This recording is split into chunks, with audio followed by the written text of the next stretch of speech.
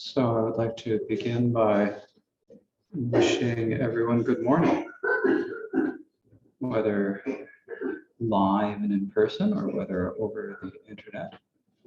I hope you all had a good night's sleep last night. I hope you were doing well this morning. So we will begin today, as usual, with the Vajra lineage prayer and then the supplication, and then the request to teach, the 7 branch prayer, mandala offering, and request to teach. So without further ado,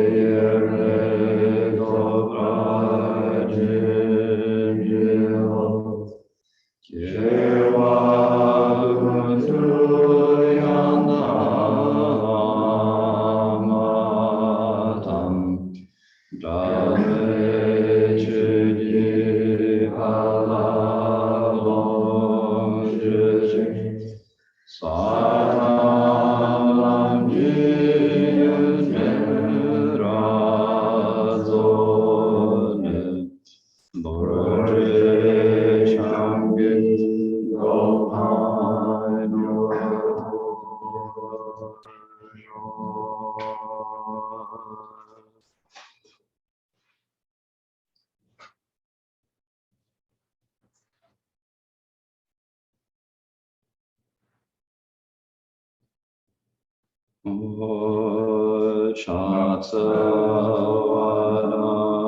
Chichik Shapatam Jesu Ranguji Sovai Gewa Chungse Dagi Jitsapa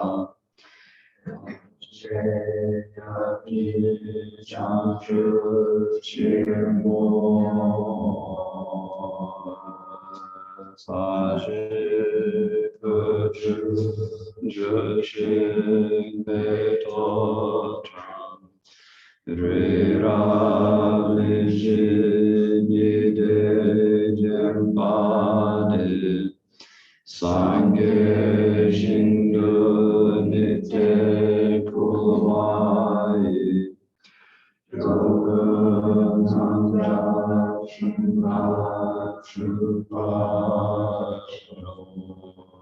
Samja Nandi Sampada Loyi Chera Jita Chechun Thumma Tepai Chegi Kordo Kordo.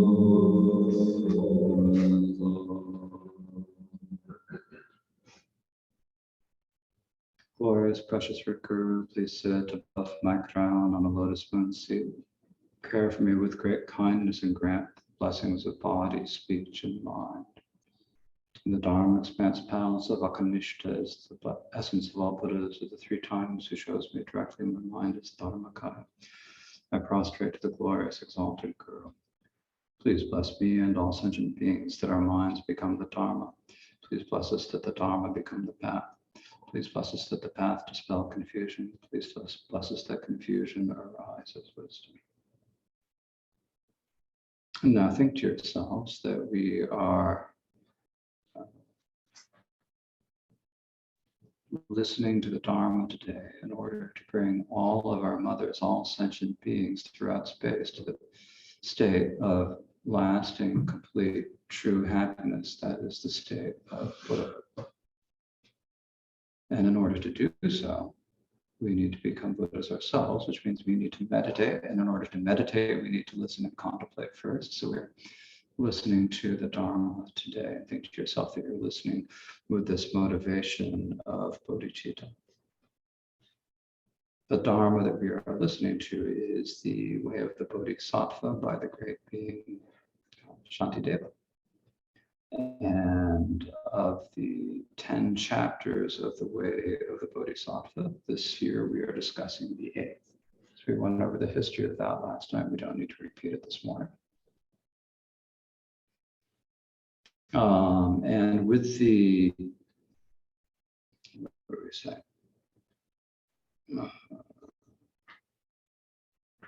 Yes, with the 8th chapter, basically there are 2 main parts for the 8th chapter. There's the part at the beginning, which is kind of like the preparations, which is gaining solitude of body and of mind.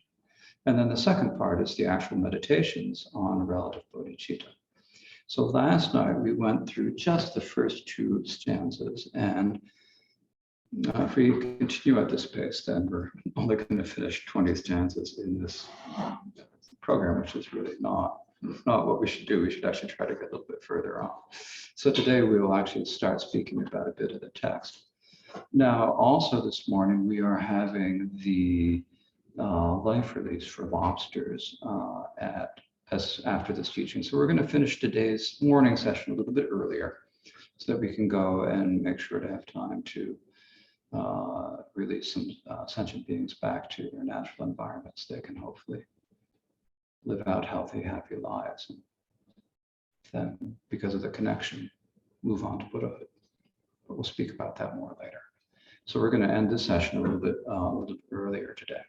So today, what we're going to primarily speak about in the morning is we're going to talk about developing the first of the 2 types of solitude of body.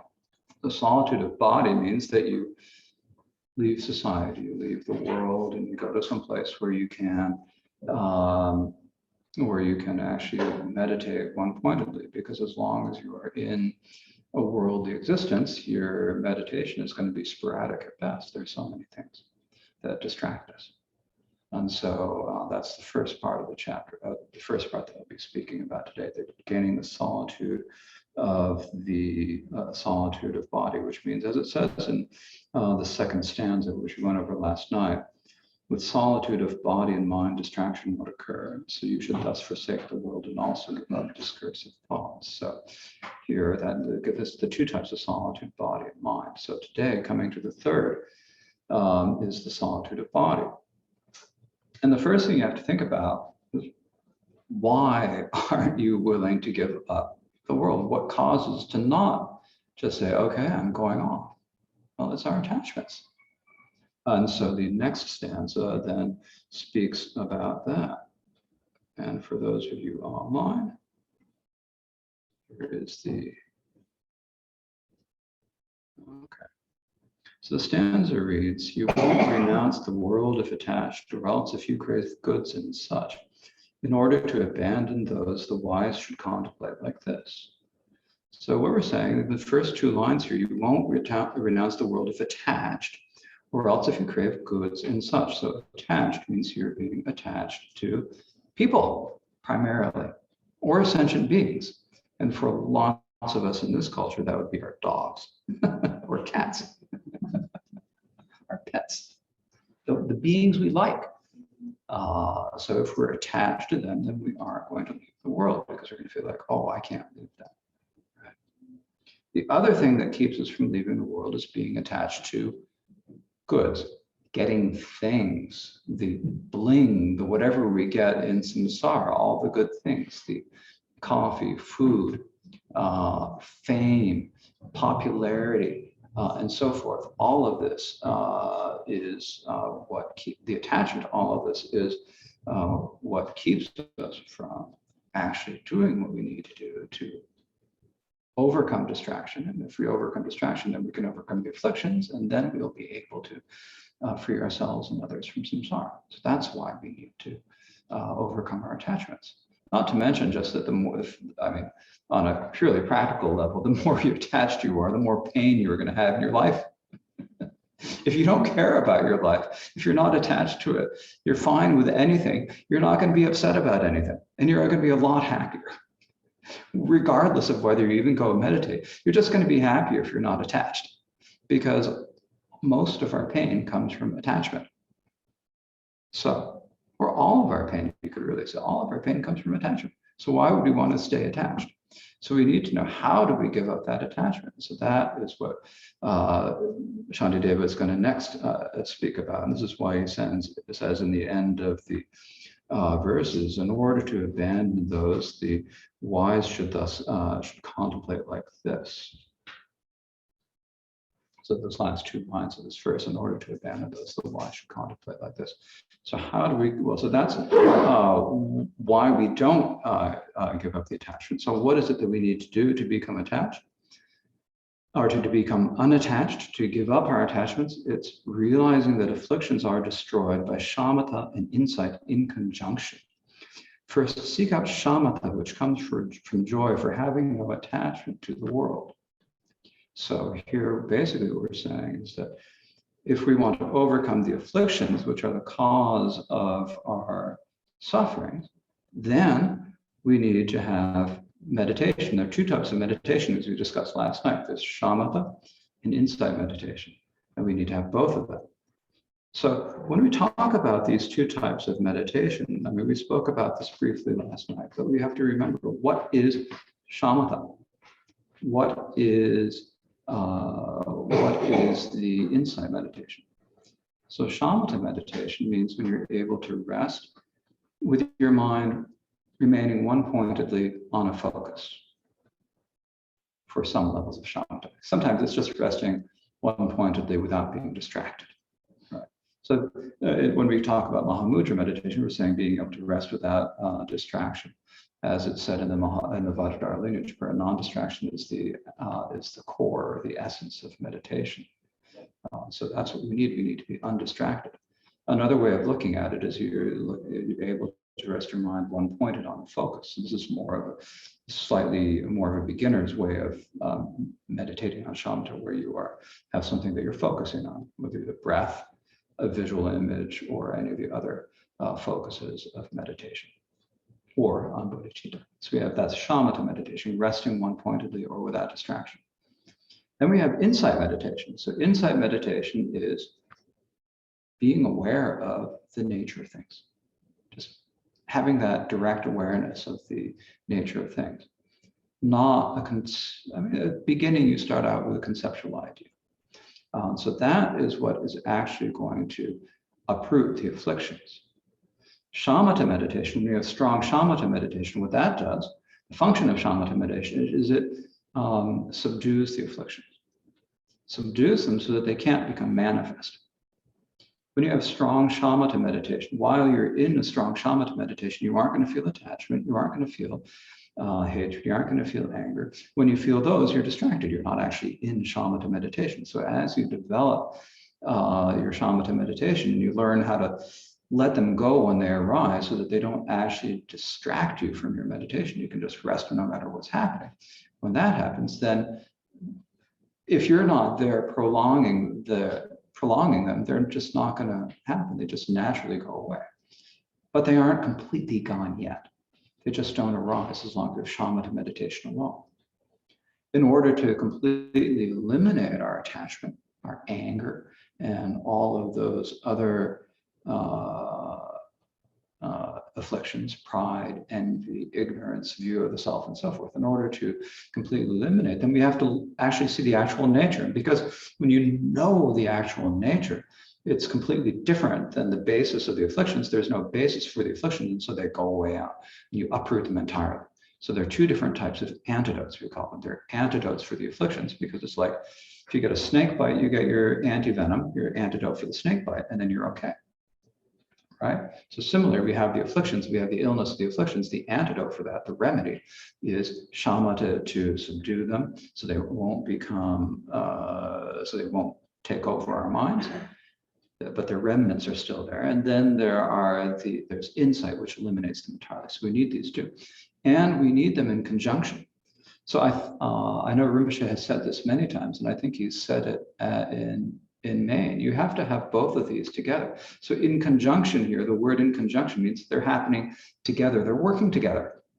If you have only shamatha meditation, then the result of that is that you're going to be blissed out, and then eventually you're going to get distracted, and it's going to end. And it might take eons if you have a really high state of shamatha meditation, but it is going to end because the afflictions aren't gone. If you have only insight meditation, you're able to rest in the awareness of the nature of things, or in the Mahamudra context, the nature of the mind. Then, of course, that is wonderful. But if you don't have shamatha meditation, it's just going to be a glimpse here, glimpse here, glimpse there. It's never going to be deep enough so that you can actually do what they talk about in the text, is just sort of sustaining the nature, sustaining essence. So you've got to have both together. So you have to have both working together. And so in order to develop them, traditionally, now there are different ways of teaching it, and different teachers go through different ways, but often it is taught, as Shantideva says here, that you first seek out shamatha, which comes from joy for having no attachment to the world. So in order to develop these two, you first need to have a stable mind. Because if your mind is totally distracted, even if you have a glimpse of awareness, you're not even going to know it. So you need to develop a shamatha meditation first. So here he's saying that you have to have shamatha meditation. And what that comes from is having no attachment for the world. That is, world here means basically our society, everyone around us.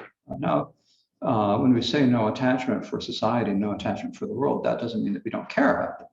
It means that we realize we're just unable to help them right now because our minds are not stable enough, right? So we need to have stable minds, and in order to do that, we first need to develop shamatha meditation. We first have to do the meditation practice. Even if you just do a little bit of meditation at a time, forget about going off on a retreat. Even if you just do a little bit of meditation every day, that has great benefits in terms of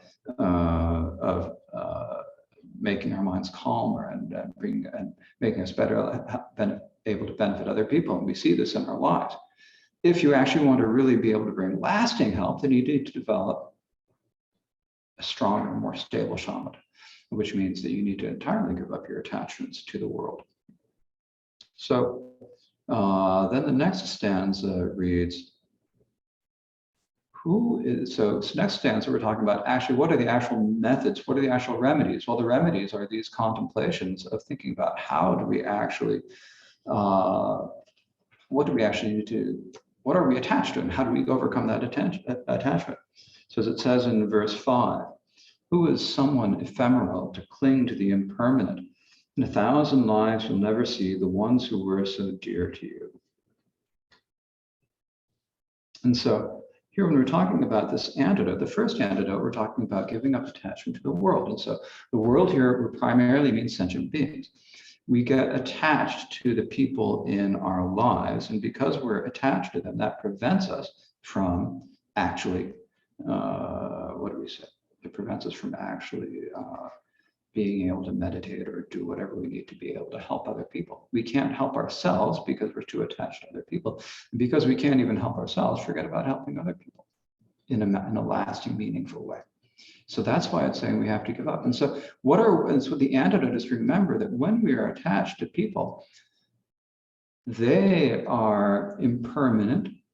Their bodies, often like particularly with partners and lovers, we're attached to them physically. We find them attractive or something like that. And when we're finding someone else attractive, what are we looking at? Well, we're looking at a little bit of skin on the outside, some hair and some clothes, but we're not looking inside. And we're even forgetting to look at ourselves. Okay, you might look nice on the outside, and you go and you look in the mirror in the morning, you comb your hair and you shave, or you do whatever you do to make yourself attractive. But its beauty is only skin deep. I mean, underneath there, it's like just disgusting. And it's totally impermanent because it's all these different things that come together and are put together and in parts. And if something is made up of parts, then it's going to fall apart. So these bodies fall apart. And we all have had many experiences of losing people because of illness, death, moving away, whatever. The nature of composite things is that they fall apart. And because composite things fall apart and our bodies fall apart, our bodies are going to fall apart. Our lovers' bodies, our friends' bodies, our relatives' bodies are all going to fall apart. We're going to lose them all in the end. So why are we attached to them now? And once we lose them, it's like we have this idea, though, we think of ourselves as being like this kind of permanent me. Even if not conscious, we sort of think like, oh, I'll see them again in my next lifetime. There are all these stories of people who see each other in lifetime after lifetime. I'll see them again, won't I? Not likely. In 1,000 lives, you'll never see the ones who were so dear to you, right? As Shantideva says. The traditional example is it's like travelers who end up at an inn on a way station. They stay there for a night or two to rest, and then they go on and they never see the people they crossed, whose paths they crossed. Gyatso Rinpoche, Goshe Gyatso Rinpoche came up with an even better example though. It's like an airplane flight. You arrive at the airport, you go to the ticket counter, you've probably never seen the person behind the ticket counter, especially if you're always going through different airports. I mean, maybe if you're a Million Mile Club member, you might recognize some of the staff. You go into the airport and you check in, you go through all these people. You've never seen any of the people you've been in the line with before. You've never seen the security guards before. You go and you've never seen the gate agents before, unless you're a frequent flyer through a small airport like Portland Jet Power. But even then, you're getting on the airplane with a group of 100, 200, 400 people, depending upon the size of the plane. And you've never seen any of them before. You land, you go downstairs, you grab your baggage, and you go, and you're never going to see any of them again. It's the same way with our lives. Occasionally, I have I've flown far too much in the last 25 years. And I think occasionally I have seen someone I've known in an airport, maybe 3 times, 2 times. So it's just almost never. So in this lifetime, I mean, people who were so close to us and so important to us. Now, how are they going to, we're just not going to see them again. So why do we cling to them now? So that's the 5th verse. And then continuing that, when you're talking about when we're attached to the sentient beings. Sorry, I've got my notes in here. Yeah, so when we're attached to sentient beings, when we don't see them, the people who are attached to them, we don't see them, what happens? Not seeing them, you'll feel no joy, or mind won't rest in equipoise. Even seeing them won't be enough. Craving will plague you as before, particularly when you have a lover, someone you love, and especially when it's a new lover. It's like you just can't. You just always want to be with them. It's never enough. You leave them and you're heartsick for them. Or even if it's not a lover, maybe it's a child, or maybe it's a parent, you miss them. Your child has moved across the other side of the country, you're not going to see them again, and you miss them. And maybe you don't want to admit that to your child, but you feel it, right? And you think about them like, oh, they're gone. Or if they pass away, someone who passes away and you're not going to see them, and it's like, oh, there's grief. That's attachment. Because of that, it's hard for your mind to rest in equipoise. Even when you see them, it won't be enough. Craving will plague you as before, because, there's just never enough. Our desires are insatiable. You see someone, you enjoy their company. Oh, let's get together again. Let's get together again. Let's do it again. Let's have coffee again. Let's do this again. And it's just never enough. So we have to always remember that. We have to, being too attached to other sentient beings prevents us from doing what we're going to do. One kind of a contemporary sort of example of this is that when people organize 3-year retreats in the West, they always accept more people than they have, or they often accept more people than they have space for, because they know that some people aren't going to come. And what are the main reasons why people don't show up to the 3-year retreat after arranging their lives so as not to be doing it? There are 2 main reasons. They get a new partner, or they get pregnant. Which comes from attachment, right? And so then they don't go, they've quit their jobs, arranged everything, and then all of a sudden, nope, sorry. And that's because of attachment. So no matter how much, it's just never going to be enough.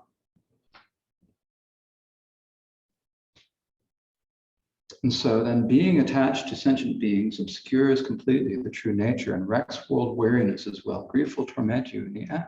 So when you're attached to sentient beings, because of your attachment, you're unable to see the true nature. It hides it. You're unable to see the nature of things because you're too busy looking at your attachments. You're looking outside at external objects that you find attractive and craving them, as opposed to quieting your mind and turning inwards towards the true nature. And when you're thinking about this too much, then it wrecks world weariness. One aspect that we have to have in order to practice is we have to have a certain degree of weariness of the world. It's like, what am I doing here in the world? Why am I bothering? It's just filled with suffering. We have the contemplations of the 4 thoughts that turn the mind, in particular, defects of samsara. You have to actually be really, and it's hard to really think about it. You have to contemplate it, even though it's actually the nature of how samsara is. It's just painful. We aren't able to see this because we're so attached. And so when you're so attached, you're overcome by your attachments to your friends, your relatives, your children, your lovers, whomever it is, then it's going to prevent you from actually seeing, because you still think, oh, well, if I spend some time with so-and-so, if I spend my time with Fluffy the dog or whoever, it's going to be, I've got to take the dog out. And you're thinking it's more fun. You go out and you take your dog out and you play ball with the dog. Your attachment to that sentient being is keeping you from doing your meditation practice. Your attachment to going out to coffee That's time that you could spend working on meditation practice. Your attachment to doing this and that. It's all time that you could spend doing spiritual practice, and yet you're distracted. Or it prevents you, even if you have enough meditation experience that you're able to meditate while you're going about and doing things. Even then, it's still going to distract you from it. In the end, that's only going to lead you to doing samsaric activities, and samsaric activities are going to lead to rebirth in samsara, and grief will torment you in the end, as it says. And so because you only think of them, your life will pass by pointlessly, and constant friends and relatives will ruin even constant dharma. So the dharma we have inconstant friends and relatives are the friends and relatives who are impermanent by their very nature. Just as our bodies are impermanent, so are all other beings' bodies. And the basis for all of us to be gathered here in the world right now is our physical body. And so when that perishes and our minds go off to the next world, then there's no good. It's impermanent. What do we bring along with it from? Bring along with us from the relationships and the friends and so forth. More attachment that's just going to bring us further into difficult states and samsara, more suffering, more pain, and so forth. So our attachment is the problem. The other beings are not the problem. It's our attachment. Our attachment is the problem. We have to be clear about that. There's nothing wrong with the other people, with the other beings, the people and pets that we're attached to. The problem is our own attachment to them. And in order to overcome that, we have to leave them for a time, perhaps forever. So we're spending our time thinking of them, going out to coffee, doing this and that and that. We aren't doing the things that are going to make our life meaningful. And because we're not doing the things that make our life meaningful, then even the dharma that we have done will be drawn away from that. Because when we're beginners, the dharma that we do, the practice that we've done is still, it's still temporary. It's not solid. It's not in there. We have to practice for a long time in order to really internalize it, so it's not there. You might do a long retreat and come out of it feeling like long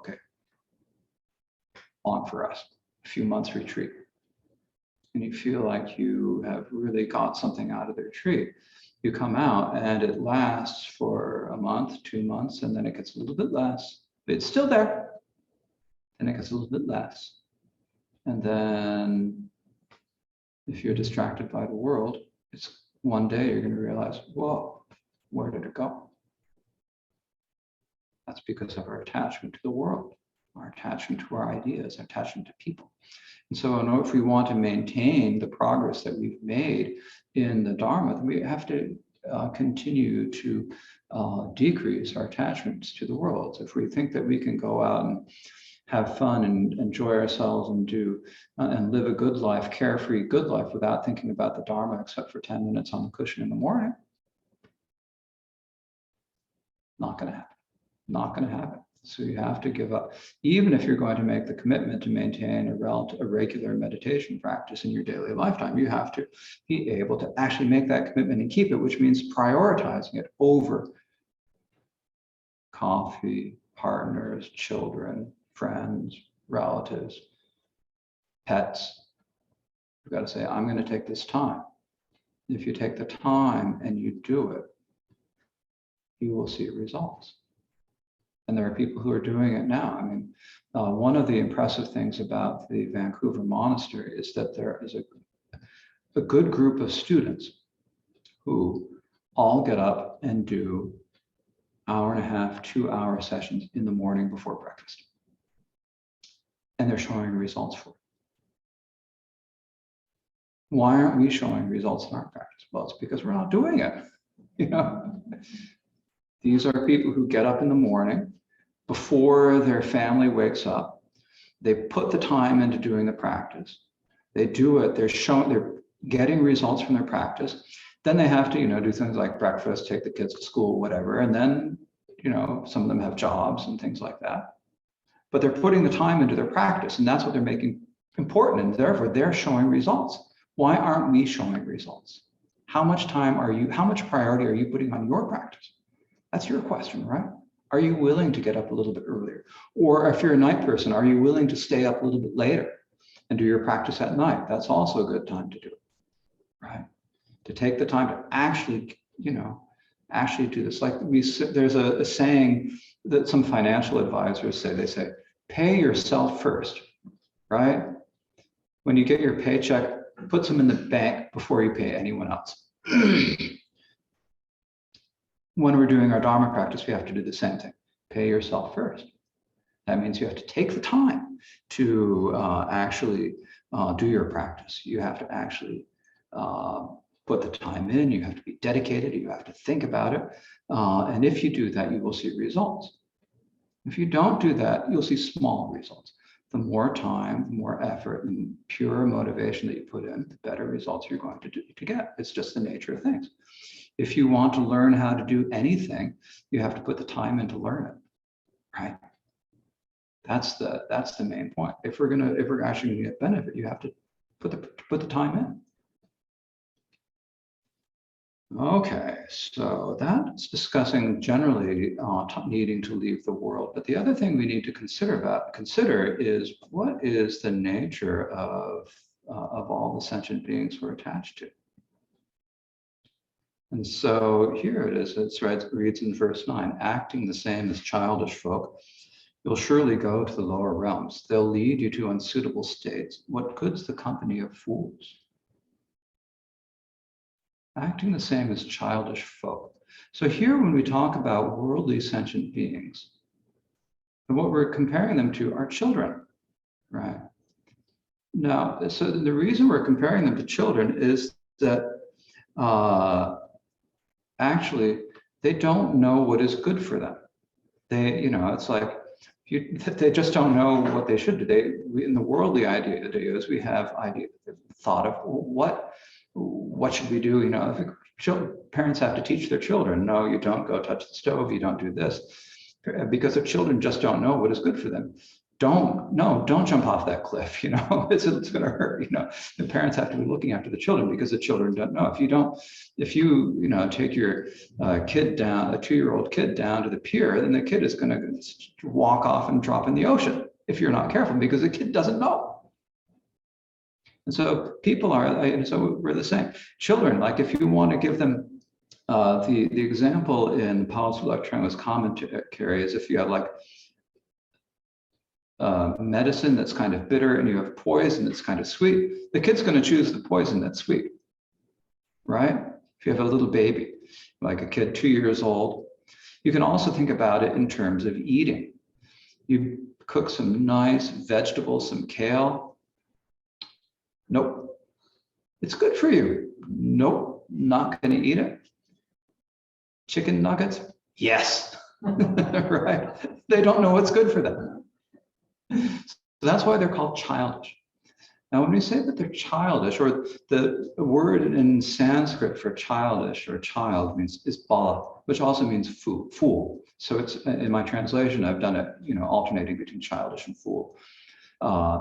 As in this stanza, the childish folk in the first line and the fools in the last line. That's because they don't know what's going. This is not to look down on them. It's just looking. This is the way they are. If you're going to spend time with fools, then you're going to act like fools. And when you're acting like a fool, then what's going to happen to you? You're going to end up going down to the lower realms. They'll lead you to unsuitable state. What good's the company of fools? Because when you're hanging around with childish people, then you're going to do childish things, right? I mean, think about it. You probably all have friends. If you have friends whose favorite idea of something to do is to go off and go to the bar and drink, then you're going to join them. You're going to go off to the bar and drink with them. If you want to be with your friends, you'll do what everyone's doing, whether it's good for you or not. They're not going to think about that so much. So acting the same as childish folk, you'll surely go to the lower realms. They'll lead you to unsuitable states. What good's the company? What good is it going to do? And what good is it going to do that? One moment friends, but in the next they're enemies. They are incensed by what should please them. It is hard to gratify ordinary beings. So ordinary sentient beings are fickle. They're always changing. And people who are best friends in one moment are enemies in the next. People, there's some brothers I know who were just like tight, always got along. Bad business deal, won't even talk to each other. This is not uncommon. So you may seem like you're friends now, but the smallest thing that goes, and it's like, you're going to lose it.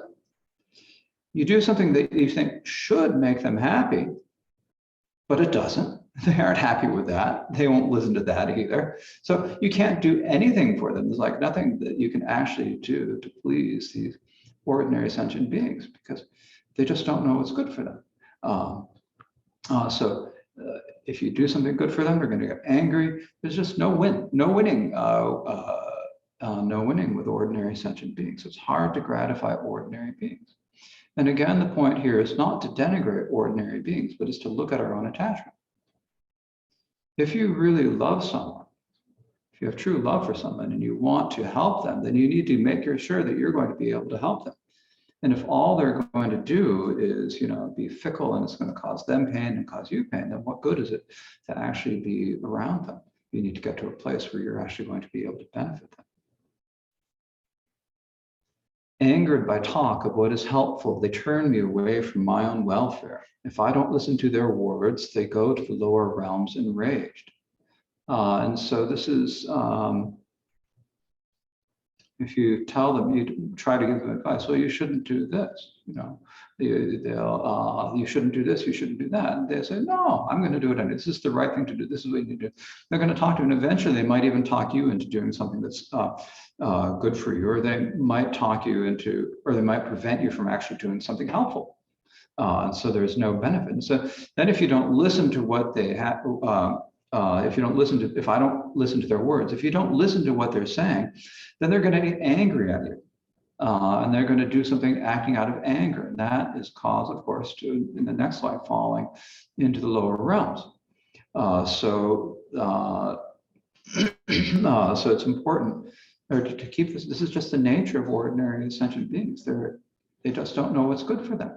They're like children. And so you have to be, if you're going to be around them, you have to take care of them. You have to try to avoid, try to avoid provoking anything and so forth. It's just very difficult. I mean, you all probably spend more time interacting with other people on social levels than I do, and you know how difficult it is. Even when you have a good friend, you have to be careful what you say. There are very few friends you have where you can just say whatever you think. So, and even, if you give someone advice, then you shouldn't, if you have a friend who likes to go hunting, say, you shouldn't go hunting. They're going to get angry at you, right? Because they enjoy it. Why shouldn't I go hunting? Free meat. And it's kind of nice to be out in the forest in the fall, right? They're going to say, why should I stop? This is what we always have done here in New England. We've always gone hunting season, right? And they're interested. And you say, well, you shouldn't do it. It causes suffering. It's bad, and so forth. They're not going to listen to you. And in addition to that, they're going to get angry. So this is just kind of the nature of how ordinary beings are.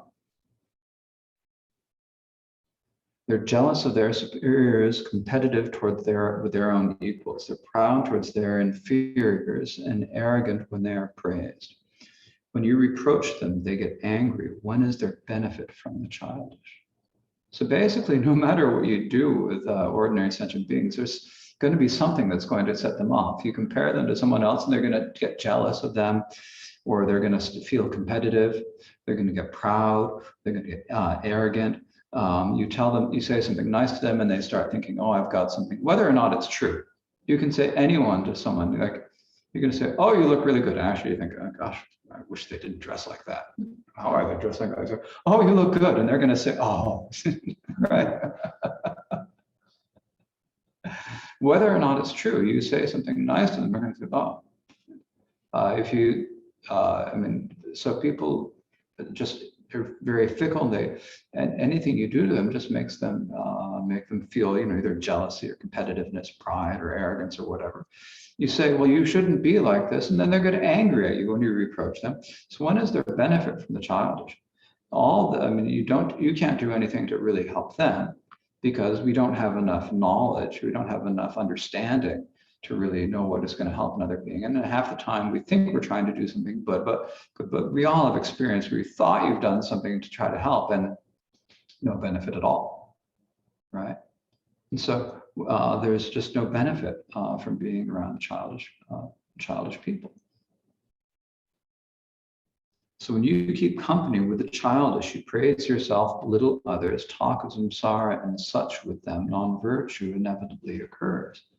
So when you're hanging around with childish people, they're not going to want to talk about things that are meaningful, like the true Dharma or anything like that. They're really only going to what do we say? They're only going to be interested in the. Did I show that? I think I've been forgetting to show some of these verses. When you keep company with the childish, and anyway, so when you hang around with ordinary people, you end up speaking about what they're going to speak about, whether or not you're interested in it. If you go down to the coffee shop and there's a group of older guys around there, you're going to sit there and they're going to talk about sports, generally. If you go and you hang out with a bunch of artists, they're going to speak about art. If you hang out with people, whatever their interests are, you're going to end up speaking about what they're speaking about. And generally, most of them, they may be have good intentions, but most of them are talking about samsaric things. Or they're going to talk about politics. When you talk about politics, then that's just basically a cause for everyone to get upset. No one's happy talking about politics. Even when you're talking about people who agree with you, then it's just either an excuse to get indignant or whatever. What benefited? Because it's actually just increasing your own afflictions. And it's very rare to get into conversations with people about politics where they're actually going to have a positive effect on anything. And often it just upsets you. And so what good is it? And so when you get upset like that, then this leads you to have nurturing the afflictions instead of nurturing positive, beneficial, virtuous thoughts. You're nurturing the afflictions. When you nurture the afflictions, then you're going to start talking about, you're going to chit-chat about meaningless things. And what's that? Well, that's idle chatter.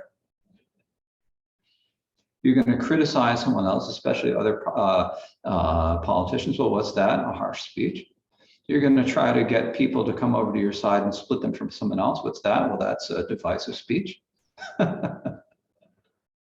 You're going to be upset when someone's saying something true and you don't like it, so you're going to lie. That's a lie. You're doing all four of the non-virtues of speech. And then once you start doing those, it's pretty easy to go from the non-virtues of speech, the non-virtues of mind are probably going along with that, and then forget about it. And then the non-virtues of body will soon follow along. So when you're spending your time getting distracted, as it says in the first stanza, a person whose mind wanders perches between the fangs of the afflictions. When you're with people, your mind is going to get distracted, it will wander, and as it wanders, the afflictions will grow, and then you're going to perform non-virtuous actions. And so this is the reason why it is difficult to hang out with other beings. In this way, my associating with them will only bring me ruin. They will not bring me benefit, and I won't benefit them either. So when we're hanging out with other childish people, it causes us to have the afflictions increase. As the afflictions increase, then we act on them. As we act on the afflictions, then we're just causing our own ruin, our own difficulties and problems. In particular, in future lives, we're preventing ourselves from actually practicing the Dharma. So they aren't benefiting us. At the same time, because our minds are occupied and our minds are wandering, not because of them, but because of our lack of control of our own minds, then we're unable to do anything to benefit them, at least in a meaningful way. Maybe some little temporary benefit. Yeah, okay, yeah, pay for lunch or something, right? something nice, a little bit nice thing, but actually give them real true benefit of Dharma, we're not going to be able to do that because we don't have control over our minds. So it doesn't benefit us, it doesn't benefit them. So why are we staying? Why are we continuing to be like this? Why are we giving too much priority to society and not enough to actually doing what we can to develop our own qualities? Flee far away from childish folk, be friendly when you do meet them. And without getting too familiar, dispassionately behave well.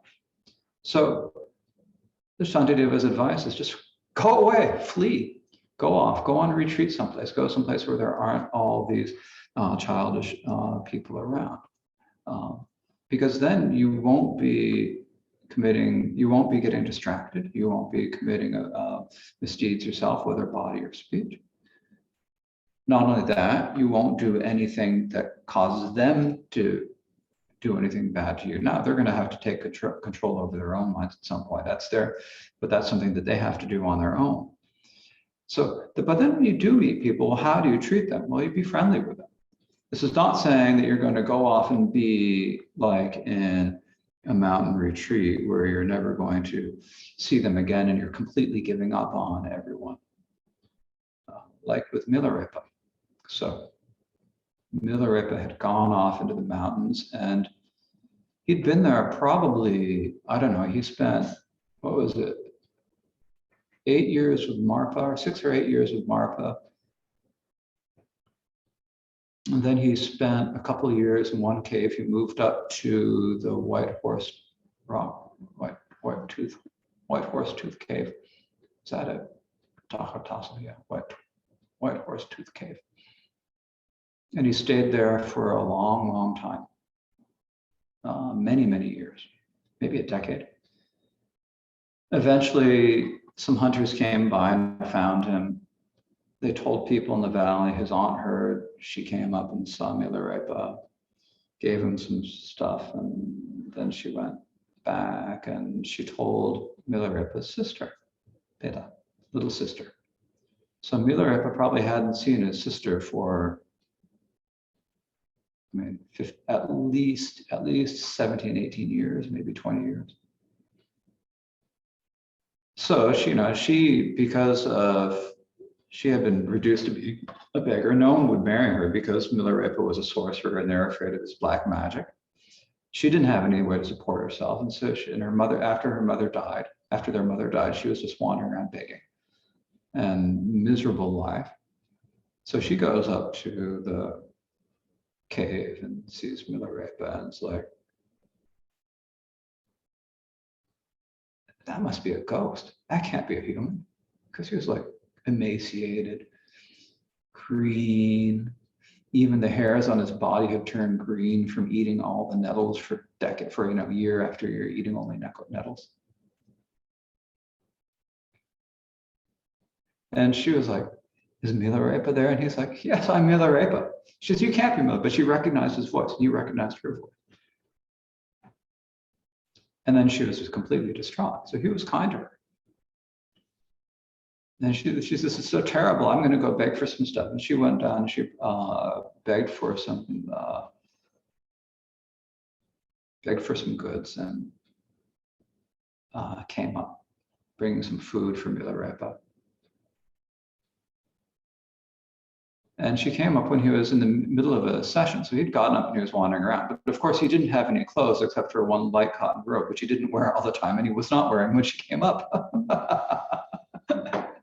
And she's like, what are you doing? Oh my God, you're wandering around naked. You're hardly human. We're the most miserable people. And Milarepa goes, I'm completely fine. And he treated her well. He treated her nicely. And she said, okay, I need to go get you some clothes. I need to go get some fabric. You stay here. So she goes down to beg for fabric to make him some clothes. And Milarepa thinks to himself, oh no. This is going to keep coming back. I'm never going to get any meditation done. It's just, no, this isn't going to work. So he goes. But he treated her well. Then she came back and he wasn't there. She goes looking for him. And eventually she finds him and then he teaches her. he finally got her to the point where she was actually able to see the Dharma, and she became one of his great disciples. So he treated her well. He behaved kindly to her, but he kept his distance. When it was getting too close, he left. So that's just, like an example of how we can, of how, Milarepa is, of course, seems like an extreme example to us because we haven't yet gone through and tried to develop the qualities of renunciation and so forth, as Milarepa did. And we haven't had the instructions. For us to go off and do what Milarepa did would be a little bit premature. But we can develop the qualities if we want to. So, so when you meet the people, you treat them well with dispassion, without thinking either good or bad, not thinking about what they've done, what they haven't done, not judging anything. You treat them well, but you don't want to get too familiar. It's like every time you see someone, you should treat it like the first time you've ever met them. Now, of course, you can't, if you're always meeting the same person, you're always asking them their name the first time. This is being, oh, Peter. Or no, it's not. Oh, who are you? Oh, it's Peter. Your name's Peter. Are you going to cook me oatmeal for breakfast again? It's like, that's lovely. How nice of you to come over. What a surprise. It's not saying that, but it means that you shouldn't be too familiar. Just keeping some distance. And dispassionately, without judging, behave well, treat the other people well. It's important to be kind to other people. Be kind, but a little bit distant. So that when you're off in your mountain retreat.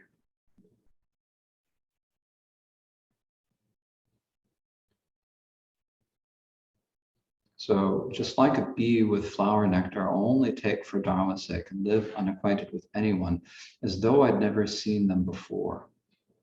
So here it's like what does a bee do when it goes to take nectar from a flower? It flies to the flower, it crawls in, it seeks the nectar, then it leaves. Doesn't stay around at the same one. It goes to the next flower and goes, sips some nectar, and then flies off, finds the next flower, and so forth. It goes off and it collects the nectar from all of the different flowers. So it only takes what it needs. It can't take any more than that. And it goes and it comes and it comes and goes. It only takes what it needs, and then it leaves the flower alone after that. It doesn't harm the flower at all. In fact, it helps the flower. Right, that's why the flowers make nectar. It's so that the bees will come. They have a symbiotic relationship. They help each other. And so the fleas come, they take the flies, and bees come and they take what they need. They go and they fly elsewhere. And so this is the way they are. And so then you live unacquainted with anyone as though I'd never seen them before. So you go into an isolated place and a retreat, and you stay there. Just only occasionally, of course, you have to go get. Now, in the ancient India, of course, the way was that you would go to a place that was far enough away, but close enough that you could go in and get alms occasionally and walk in. And the tradition in ancient India was that people would give alms to wandering mendicants. And so that was a good situation. It's a little bit different here. In this culture, it's like, if you don't have your tap to pay credit card, it's going to be hard to buy anything. And so that's a little bit the modern convenience is also tie us down a little bit. And it's probably a little bit more difficult to get people to just give you food for going off and doing meditation practice in American society. So we do have to keep that in mind. But the main point is that you are, if you're going to go off and rely on the benefit on the generosity of other people, as for example, we monks and nuns do, then you take what you need. You don't take extra. You have contentment with what you have. You don't have extra craving. And when you meet the people, you treat them kindly, but not too familiar. And we see them, when you see people, it's like, it should be kind of like the first time you've seen them. In the Paujala Trengwa commentary, there is a quotation from a sutra where someone said, I don't remember the name right now. Someone says to Manjushri, when I see someone, it's like seeing them for the first time. And Manjushri said, yes, this is there like that, exactly that. That is so, that is how it is. When you see any person, you are seeing them for the first time. Everything is always changing. So the people, their bodies are always changing, they're impermanent. Their minds are always changing, they're impermanent. Our bodies, our minds are always changing. When you actually, anytime you see something, you think it's the same thing you saw before, but it's not. It's actually an entirely new thing that's kind of forming and perishing, forming and perishing in every instance. So when you actually see it, though it looks the same, it's not. It's something new. It's something fresh. And so we should treat people like this as well. So this concludes the first section of giving up on the world, which is forsaking the world, which talks about the attachment to sentient beings. The next section, starting from the next verse, is about giving up attachment to goods or gains, fame, and so forth. And we'll talk about this afternoon. But since we have a life release this morning, we will, I want to say a few things about a life release. And because we have a life release this morning, then we also, what do we say? Don't have time for questions and answers right now. So we will have some time for question and answer in the afternoon session. I'll make sure to leave some, I'll try to leave some time for it. We'll have more time to go over, more flexibility to go over time in the afternoon anyways, because we don't have any life release to rush off to. So with the, so what we're doing, and I think many of you have participated in life releases before. Some of you, it might be your first time. And you might wonder why it is that we're doing it. What's the benefit of doing life release? And the benefit of doing this is that generally when you talk about generosity, there are different types of generosity. There is the material generosity, generosity of Dharma, and there's the generosity of protection from danger. Often we say protection from fear. It's translated as protection from fear, but the Sanskrit and Tibetan words for fear also can mean danger. It's protecting from danger. So if there is a sentient being who is in danger, their life is in danger or some other danger, and you can protect them from that danger, then that is an instance of generosity. So by participating in this life release, we're giving the gift of protection, of safety to beings who are otherwise going to be boiled and killed. So we're saving some beings' life. And not only that, if we notch their tails, then when they're picked up by lobstermen again, then the lobsters are going to see a notched tail and throw them right back in. So it's, it's protecting them in the future. The short future of this life, but it's still some sort of protection. So there's just benefit in that from giving them the protection of Dharma, or the protection of freedom from danger. Then the other type of benefit that there is that actually we're making a dharmic connection with them. So at the same time as we are releasing the sentient beings, releasing the lobsters into Casco Bay, putting in the water, we've made a connection with them. Now, of course, when we talk about in the verse 5, we talk about how all sentient beings, you'll never see sentient beings again. And it's quite true that it's very difficult to come back into contact necessarily with sentient beings. But if you do make a karmic connection with a sentient being, that karmic connection will then come back. You've made a karmic connection. So if we do this life release by saving that lobster's life now, in a future life, that lobster has a karmic debt. It will then come back for that lobster.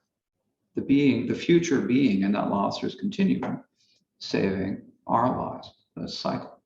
When you harm someone, that gives a karmic debt that they're going to repay it with harm. If you benefit someone, that's a karmic debt they'll repay it with benefit.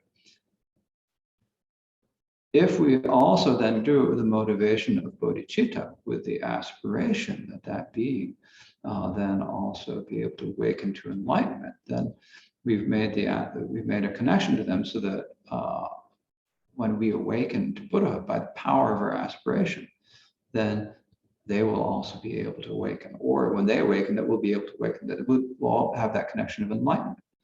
At the same time, in a traditional life release, we put blessing pills in water and sprinkle it on the animals. We show them a statue of the Buddha, and even if a lobster has no idea that it's seeing a statue of a Buddha, it's like, what is that shiny thing that's up there in the sky?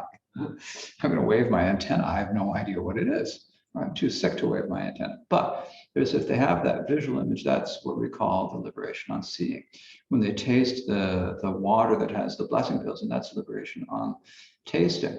When you recite mantras, then that's like liberation on hearing, so that it makes a connection with them. They may not understand what is happening now, but it makes a connection that in the future they will be able to awaken to enlightenment. And so when we go through and do the lobster release in this way, then there are these additional benefits. I mean, it's on the basic level, it's the generosity of the protection from danger. It's also making a connection to have good karmic connections with other sentient beings.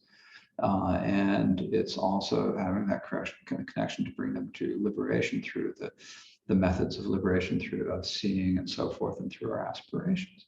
So it's in that way, this is why it's so beneficial for us to do. It's beneficial for them, and it's beneficial for us. So I think we've raised a certain amount of money, a fairly generous amount of money, which is wonderful. And there is a good number of lobsters who are being released. And so that's a large number of lobsters that we're doing. And because we're all doing it together, the way karma works is when a bunch of people when a bunch of beings, not just people, when a bunch of beings do something together, then they all get the complete benefit of that karma. So by participating, even in a small way, in the life release, then you're getting the full benefit of releasing each of these lobsters yourself. So it just magnifies it. So we've got however many lobsters. I don't know. I mean, do we have a count of lobsters yet? We don't need to count really. It's just say we have 93 lobsters and we have 18 people participating. Well, how much benefit is there? There's the benefit of one lobster times 93 times 18. I should have picked easier numbers to multiply.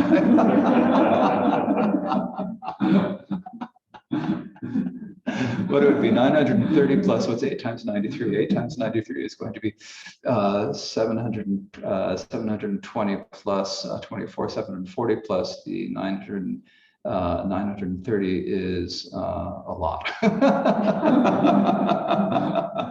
Right? So that's why we're doing the lobster release. And so those of you who are able to come and join us on the Main Street Pier, that's great. Those of you who are too far away but who have contributed, you're also participating in this. And those of you who have are just saying, oh, I wish I did it. I wish I had contributed something, but didn't. If you rejoice, it's just as good.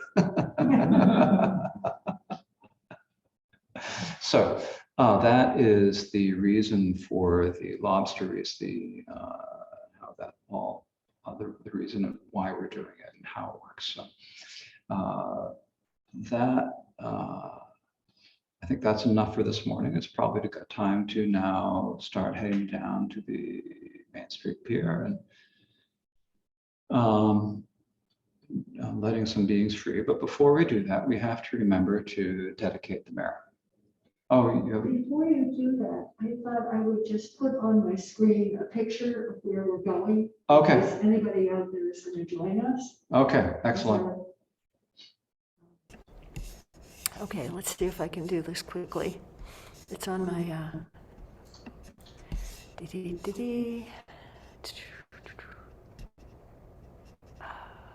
no, maybe I don't know if I can quickly. I didn't think of this until just a minute ago. Hang on. I might be able to find it. Well, as you work on doing that, we will recite the dedication of merit.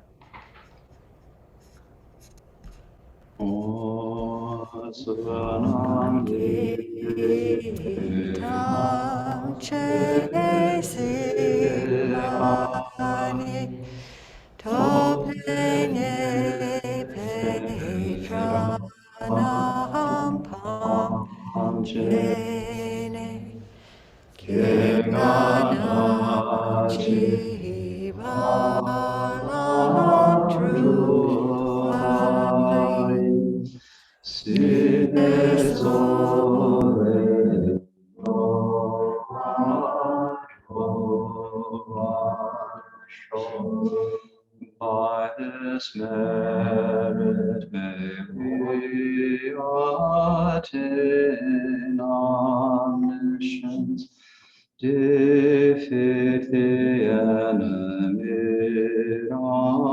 undoing and free all wanderers from the ocean of existence, churned by great waves of birth, age, sickness, and death. Thank you. So we will have our next session at.